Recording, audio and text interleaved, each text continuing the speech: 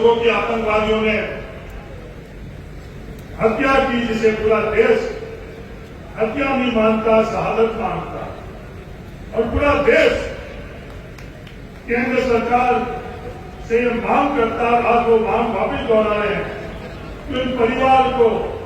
शहीद का दर्जा, वो परिवार अपने आप नहीं गया था। केंद्र सरकार और राज्य सरकार ने उन परिवारों को पर्यटन के लिए वहां आमंत्रित किया था, तो जिम्मेवारी भी सरकारों की बनती है। जो हालात उस घटनाक्रम में हुए,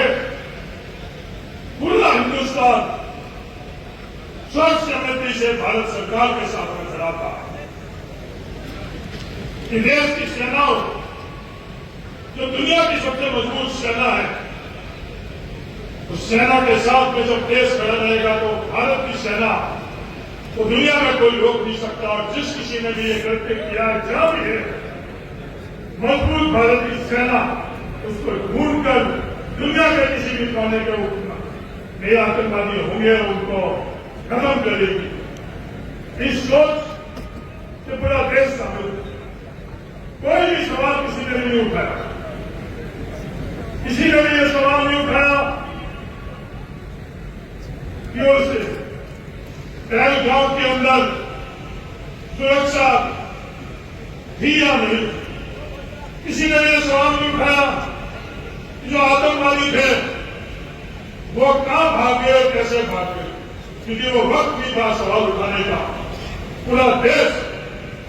जब सेनाओं के साथ में था, मजबूत हमारे देश की सेनाओं ने जो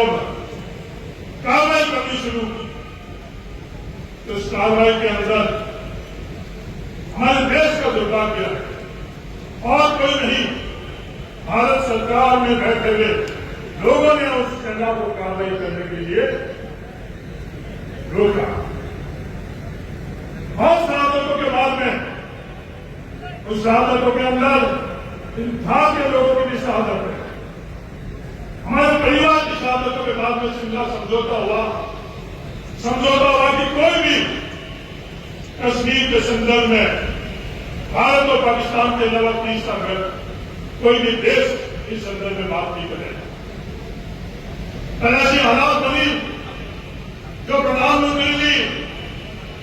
टोक्यो में बोलते हैं कि मेरे रगों में पैसा रहता है। वो जो प्रधानमंत्री 56 इंच की सीमा के सीने की बात करते हैं, हर स्थान में भी कहने जाते हैं, वही प्रधानमंत्री जी कहते हैं कि मेरे रगों के अंदर सिंदूर रहता है। और जब ये ऑपरेशन सिंदूर की घोषणा हुई तो पूरे देश के अंदर इस बात का विश्वास था कि सिंदूर इतना पवित्र नाम शब्द है हमारे लोगों के लिए कि इसके ऊपर को और किसी भी प्रकार का कोई भी गैर नैतिक समझौता नहीं हो पाएगा। मेरे लोगों का दुर्भाग्य कि तीसरे देश में बैठा हुआ अमेरिका का राष्ट्रपति घोषणा करता है कि ये सीज फायर भारत और पाकिस्तान के बीच में, ये सीज फायर की घोषणा कम करता है और ये बात करते हैं कि आपस के अंदर व्यापार करेंगे। ये भूल गए कि हमारे देश की रक्षा, हमारे देश की शहादत हो, उससे के ऊपर इस देश के लिए कुछ नहीं है। हजारों लाखों लोगों की शहादत से ये देश के अंदर हम लोगों ने स्वतंत्रता प्राप्त की और आज ये देश सुरक्षित इसलिए उनके कारण। और उसके बाद आगे बातें बढ़ती मध्य प्रदेश के एक मंत्री ने किस तरह के शब्दों का इस्तेमाल किया, उन शब्दों को यहां दोहराना भी मुझे नहीं लगता कि वो उचित